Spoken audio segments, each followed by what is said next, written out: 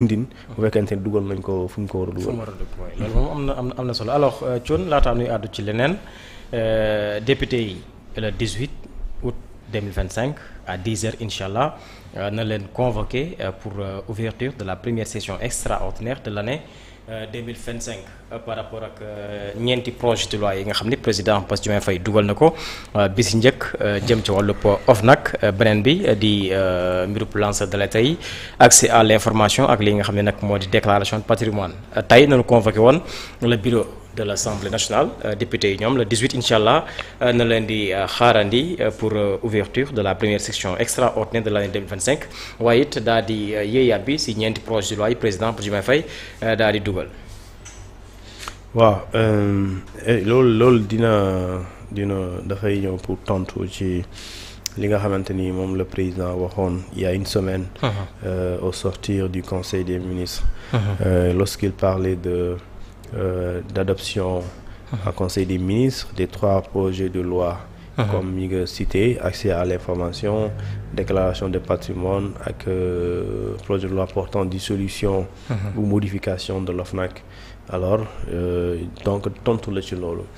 et effectivement xam nga bu ñuy indi OFNAC en 2014 OFNAC nekk fi woon mais en 2014 aussi la déclaration sur le patrimoine la déclaration de patrimoine plutôt existé wu loon alors existé na en 2014 donc puisque OFNAC ak déclaration de patrimoine c'est dañoo lié maanaam mënuñoo ñàkk ànd donc tu es obligé wala l'idéal lu gën en tout cas mooy nga boole leen ci benn plénière parce que lu ñuy tuddee lépp sooy xool loi portant accès à l'information déclaration de patrimoine ak lu ñuy tuddee création d'un office de lutte contre la corruption lépp mu ngi am ci lu ñuy tuddee prévention et de lutte contre la corruption mu ngi am également ci promotion de la bonne gouvernance mu ngi am également ci lu ñu tuddee gestion transparente des ressources naturelles wala li nga xamante ni pas plus des ressources naturelles mais des ressources financières publiques léegi nag loolu soo koy def benn ñi nga xamante ne ñoom la ñu dénk alal réew mi moo ñun tudd leen des fonctionnaires ou des autres autorités ñooñu ñu am obligation bu ñu leen di jox cër yooyu ñu wax lu ñu yor je sais pas ndax dañuy changer temps bi ngay toog nga soog a def déclaration en tout cas bu ñu toogee quel que soit diir bi ñu wax ñaata lañ yor et gëm naa ne warul yàgg parce que bu dee da ngay xeex guerre wala da ngay xeex enrichissement illicite nit ki bu toogee waroo ko may lu yàgg mu soog a def déclaration parce que boo ko mayee mu toog lu yàgg soog a def déclaration diggante boobu mën na def neneen léegi son bu ko may comme ni ñu naan soo bëggee jekku sa ki ngay xeexal mu ko may mu nooy mooy boo ko jekkoo di arrêté bu commencé perte contrôle rek yeggalil mais boo ko mayee bu la jekkoo yow pare nga si donc c'est un peu ça aussi donc soo ko joxee haute responsabilité mu def déclaration de patrimoine su génnee diir mu def déclaration de patrimoine loolu da ngay gis na donc waa jooju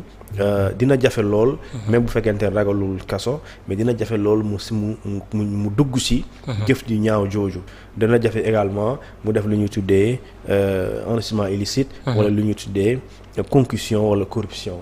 donte lii yëpp c'est des lois tellement importantes mais lu tere nit ñi moom booy doon tegal tiimal fetal sam ñoo xam ne sañ nañoo xam nga def loo xamante ne yoon terewu ko yoon tere na ko plutôt alors ci wàllum aussi accès à l'information xam nga tey loolu presse bi sax daf ci am solo ak aussi citoyen yi mooy sénégalais bi man ki jiite lay waxal wala ñi nekk ci service nit yi amuñu culture boobu wala ñu bëri amuñu ko cuun dem ci mairie bi est-ce que xam nga ne sans loi lanceur d'alerte jamono ji nit ku ne mairie bi nga dëkk da nga war a dem li nga xamante ne moom am ci mairie bi nga laaj leen information lii mairie bi doxal ñu wax la ko wala li nga xamante ni moom budget mairie bi dañ ko war a taf buñ ko voté dañ ko war a taf ci tableau bi ñëpp xam ko yow bu dee tafuñ ko yow am nga droit nga dem ci mairie bi nga laaj leen nga ne leen dama bëgg am information aussi mairie bi ak gestion budget mairie bi dañ la ko war a jox mais imaginal tey tu imagines soo demee ci mairie wax ko yàlla na def sa bokk leen parti dinaan la xool ki opposant la ki lu ma daane lay ut c'est-à-dire que loolu c'est une question de transparence en fait léegi nag avec li ñu tuddee la loi sur l'accès à l'information c'est-à-dire que y aura plus d'excuses c'est-à-dire que du ma la jox parce que dafay nekk droit si ça devient une loi donc moi citoyen c'est un droit ma am information bi donc l'accès est un droit pour moi et pour tout autre Sénégalais ça veut dire que donc lépp loo xamante ni c'est une question d'intérêt général d'accord il faut ñu xam nag question d'intérêt général ak question strictement confidentielle loo xamante ni ñun ñëpp ko bokk loolu soo demee laaj ko lañ la war a jox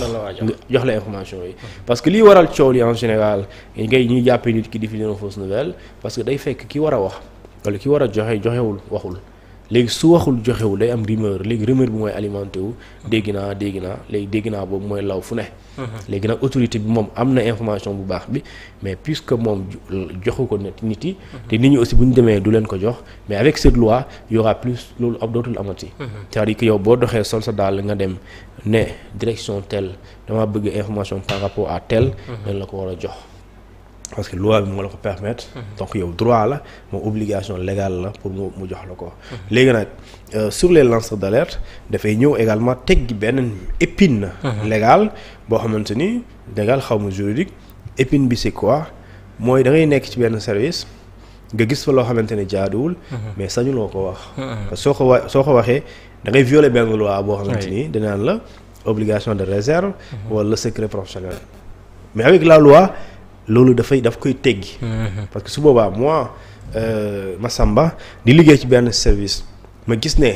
am na des faits de corruption sans ma ut anonymat wala muy nëbbatu mën naa dem dénoncer ko même bu ñu ma xamee mënuñu ma dàq parce que yoon moo ma protéger su boobaa aussi kenn mënu la porter plainte mais jamono ji xam nga loi bi amagul mais soo ko defee bu ñu la porter plainte dañ lay tëj waaw parce que amul loi bu la protéger amul loi bu la aar léegi avec cette loi loolu day deñ n'est-ce pas dootul kenn du fi nekkati di def loo xamante ni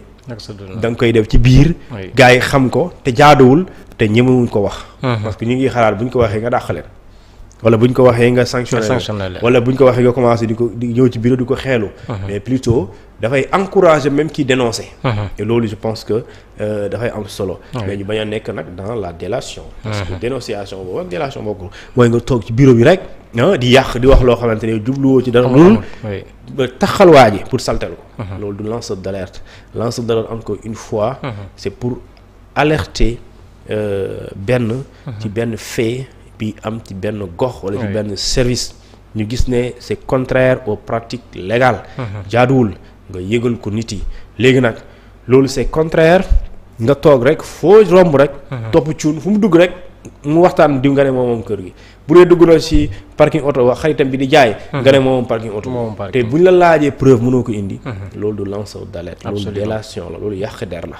léegi nag loolu soo ko jaawalee ak lanceur d'alerte tu risques d'avoir des problèmes parce que bu fekkente ne amul preuve et simplement da ngay accuser nit ki ça rentre dans la diffamation parce que ce serait du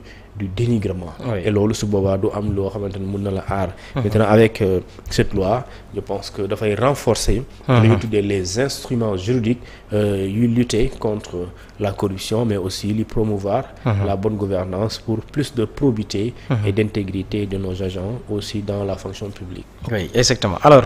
Thione nu daal di àddu ci leneen muy honorable député Thierno Alassane Sall comme ni mënu ko xamalee ci page X am